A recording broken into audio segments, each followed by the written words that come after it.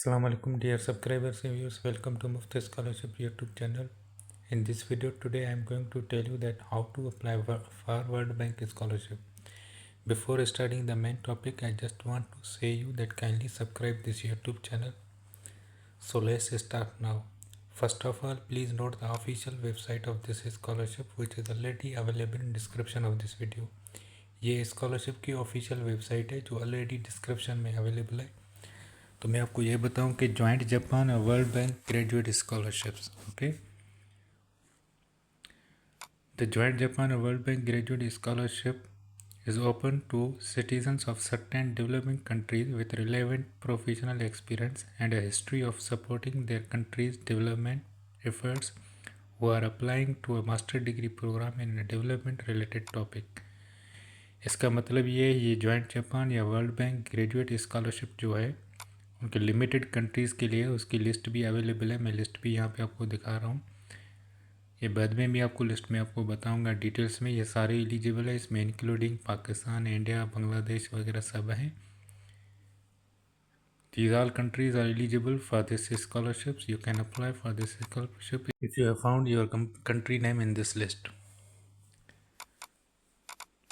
आप ये ज़रूर देखें कि कौन कौन सी कंट्री एलिजिबल हैं। बहुत सारे कंट्री एलिजिबल हैं, बेनिन है, जो भी हैं ये सारे कंट्रीज एलिजिबल हैं इसमें।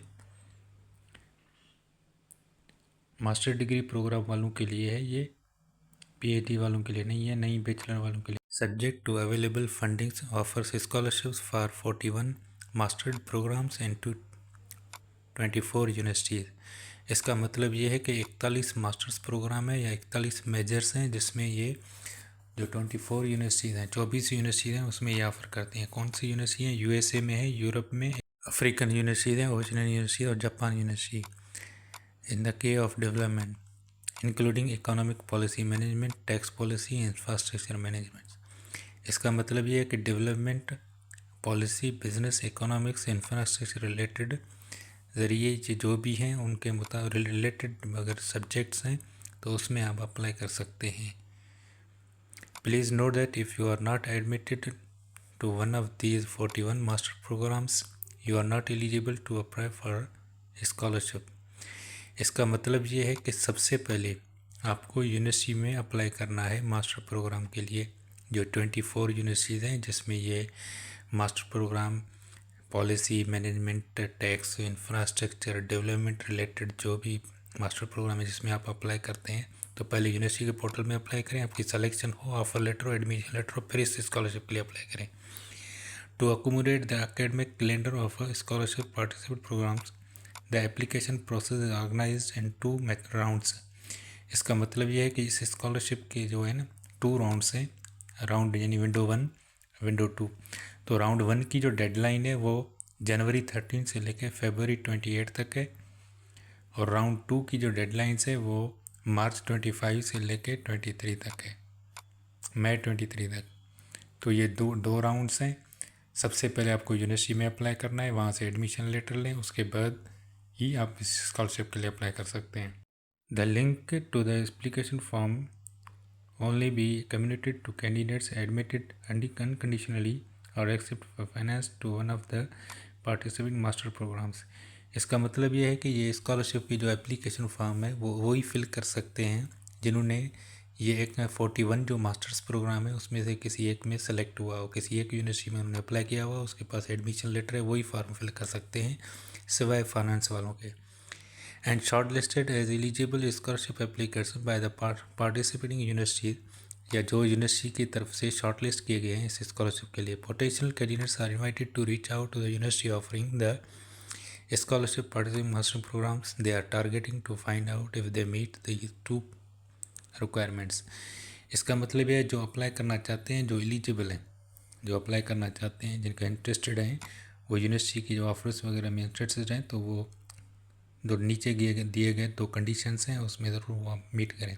After earning their degree development country scholars commit to return to their home country to use their new skills and contribute to their country social and economic development. इसका मतलब ये फर्स्ट कंडीशन एक ये भी है कि डिग्री हासिल करने के बाद आपको वापस अपनी कंट्री जाना है, वहाँ पे आप ये अपनी स्किल्स या डिग्री के मुताबिक आप डेवलपमेंट लाएंगे। Scholarship provide tuition monthly statement, round trip यानी flight ticket, health insurance, travel allowance, ये बेनिफिट्स हैं स्कॉलरशिप के। Who is eligible, details on eligibility for each call for application are provided in that call application guidelines and these detail eligibility criteria are strictly added. इसका मतलब ये है कि eligibility criteria ये नीचे भी दिए गए हैं, मगर ये है कि हर राउंड की अलग से एलिजिबिलिटीज़ भी हैं। तो be a national of a World Bank member development countries, ये जो कंट्रीज़ हैं ये सारे all countries are World Bank members, ये ऑल कंट्रीज जो हैं वर्ल्ड बैंक मेंबर्स हैं, तो ये all countries are eligible for this scholarship. Not hold dual citizenship of any developed countries, यानी उसकी कोई भी दूसरी नेशनलिटी नहीं हो किसी भी कंट्री की। Be good in health, hold a bachelor degree और equivalent degree earned at least 3 years prior to the application deadline. इसका मतलब ये है कि आपने बैचलर डिग्री हासिल की है 3 साल पहले, कम से कम 3 साल पहले आपने डिग्री हासिल की है तो वही अप्लाई कर सकते हैं, बाकी नहीं। Be employed in development related work in a paid full time position at the time of submitting the scholarship application. इसका मतलब ये है कि आप कहीं भी वर्क कर रहे हो फुल टाइम पेमेंट के हिसाब से, फुल टाइम सैलरी, यानी परमानेंट हो, कॉन्ट्रैक्ट हो, फुल टाइम हो आपकी, कम से कम वो डेवलपमेंट रिलेटेड आपको एक्सपीरियंस हो। Have at least 3 years of a paid development related employment since earning a degree. इसका मतलब ये है कि आपने बैचलर डिग्री जो हासिल की है उसके बाद आपको कम से कम 3 साल की तजर्बा हो जिसमें आपने सैलरी भी ली और डेवलपमेंट रिलेटेड तजर्बा हो। Accord with in the past 6 years from date of the application, जो आपने 6 साल पहले डिग्री ली है और 3 years आपको एक्सपीरियंस हो तो आपको एलिजिबल है इस स्कॉलरशिप के लिए।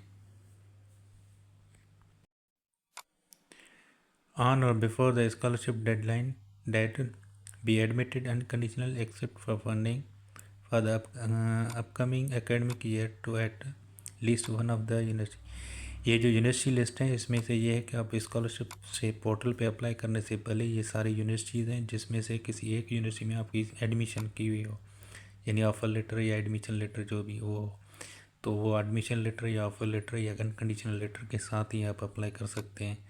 ये सारी यूनिवर्सिटीज़ हैं, हार्वर्ड यूनिवर्सिटीज़ है, इरास्मस यूनिवर्सिटीज़ है, ये सारी यूनिवर्सिटीज़ आप देख सकते हैं। ये जापान के भी हैं, यूएसए के भी हैं,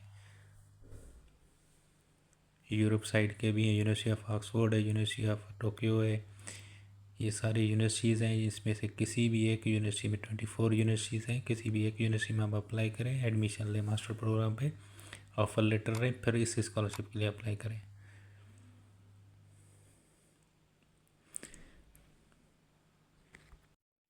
the letter of admission must be uploaded before submitting the scholarship application for. इसका मतलब यह है कि एडमिशन लेटर आपको इस पोर्टल पे लाजमी अपलोड करना है। अगर एडमिशन लेटर नहीं है तो आप अप्लाई नहीं कर सकते, क्योंकि जब आप स्कॉलरशिप के ऑनलाइन पोर्टल पे अप्लाई करोगे तो आपको एडमिशन लेटर चाहिए। Individuals who have previously been offered world bank scholarship but decline it और previously received this scholarship but didn't graduate are not eligible to apply again.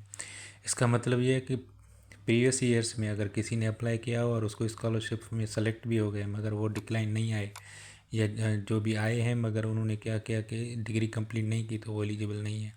All eligible criteria strictly एडेड to the no exceptions are made, यानी सारे जो eligible criteria हैं उसमें कोई भी रियायत नहीं है।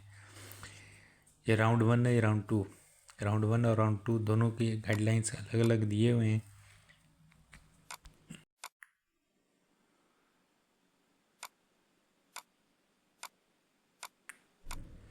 यहाँ पे ये PDF फॉर्मेट अवेलेबल है। मैं आपको ये बताऊँ कि सिलेक्शन प्रोसेस क्या है। ठीक है, सिलेक्शन प्रोसेस में ये है कि प्रोफेशनल एक्सपीरियंस के 30%, प्रोफेशनल रिकमेंडेशन लेटर जो है वो 30%, commitment to your home country यानी अपनी कंट्री वापस आएंगे उसकी 30%, एजुकेशन बैकग्राउंड की है ना वो 10%। तो ये सारे जो है ना परसेंट वाइज सिलेक्शन प्रोसेस इसके मुताबिक है। अब ये PDF फाइल है जिसमें इस PDF फाइल में मैं वही डिस्कस करूँगा जो पहले डिस्कस नहीं किए या उसमें नहीं थे। यहाँ पे जो डिफरेंट है वही सबमिट 1 ऑनलाइन एप्लीकेशन, एक ही फॉर्म सबमिट करना है। An application will be accepted and reviewed if the applicant submit only 1 completed application. इसका मतलब ये है कि आप ऑनलाइन फॉर्म सिर्फ एक ही फिल करेंगे डेडलाइन से पहले। ठीक है, डेडलाइन से पहले एक ही फॉर्म फिल करेंगे, अलग अलग एप्लीकेशन नहीं। 2 रिकमेंडेशन लेटर्स चाहिए, एक आप जहाँ पे जॉब करते हैं वहाँ से, दूसरी जो है ना अपने जहाँ से पढ़े हैं वो वहाँ से भी करवा सकते हैं, या दोनों ही जहाँ पे जॉब किया है वहाँ से ही वर्क एक्सपीरियंस के मुताबिक। सही है। ये दो, वन कंप्लीटिंग एप्लीकेशन फॉर्म, ये फॉर्म आप लाजमी कंप्लीट करें। सीवी के यूज़र फॉर्मेट दी हुए वही अप्लाई करें। बैचलर डिग्री अपलोड करना है, डॉक्यूमेंटेशन सारे अपलोड करने हैं आपको। उसके बाद unconditional letter of acceptance finance subject वालों के अलावा बाकी जो भी सब्जेक्ट में अप्लाई कर रहे हैं तो उसके लिए एडमिशन लेटर लाजमी है। आप ड्राफ्ट यानी सेव भी कर सकते हैं, सबमिट नहीं करें जब तक आपको लेटर ना मिले। डेडलाइन से पहले आपको अगर लेटर मिल जाए, एडमिशन लेटर आपके एडमिशन हो जाए, एडमिशन लेटर मिले तो आप बाकी डिटेल्स सेव में रख दें, ड्राफ्ट में कर दें, बाकी फिर लेटर अपलोड करके सबमिट कर दें। कोशिश करें कि लेटर लें। ये लेटर, एडमिशन लेटर जो है यूनिवर्सिटी में फाइनेंस सब्जेक्ट वालों के लिए नहीं है, बाकी सब के लिए है। बाकी जिस सब्जेक्ट के लिए अप्लाई करते हैं वो सब के लिए। लिस्ट ऑफ एलिजिबल कंट्रीज़ हैं ये सारे, और इसमें यहाँ पे ये मेजर्स दिए हुए हैं, कौन कौन से मेजर्स हैं। ये फाइनेंस वाले जो भी हैं इसमें अप्लाई कर रहे हैं तो इसके लिए एडमिशन लेटर लाजमी नहीं है। बाकी जिस मेजर में अप्लाई कर रहे हैं तो उसके लिए लाजमी है।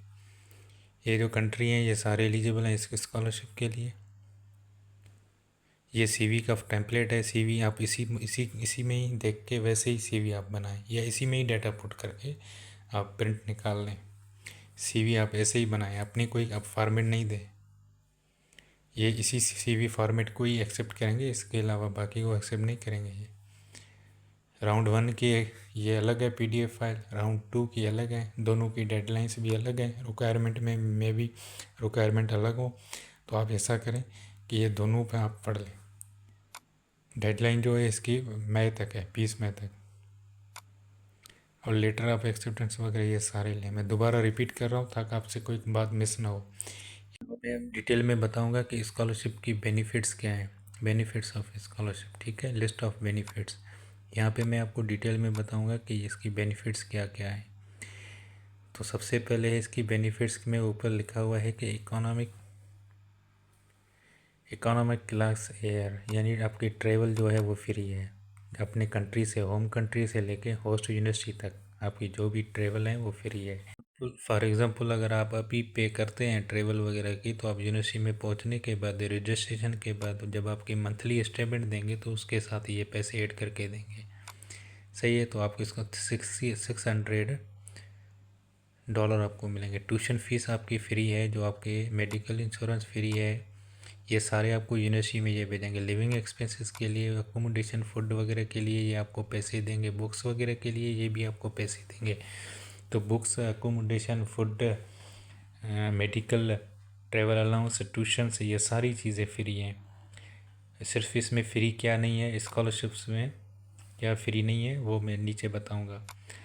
World bank scholarship program doesn't cover visa application fees, expenses to bring your family members, extra course or training, post doesn't meet credit requires to graduate, language training programs, language की जो ट्रेनिंग्स है वो भी scholarship cover नहीं करती। Additional travelling अगर आप करेंगे तो वो भी नहीं है।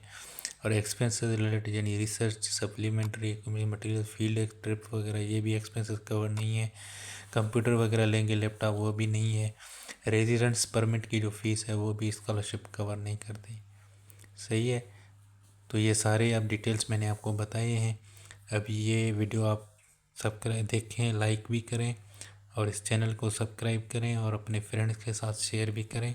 Thank you very much.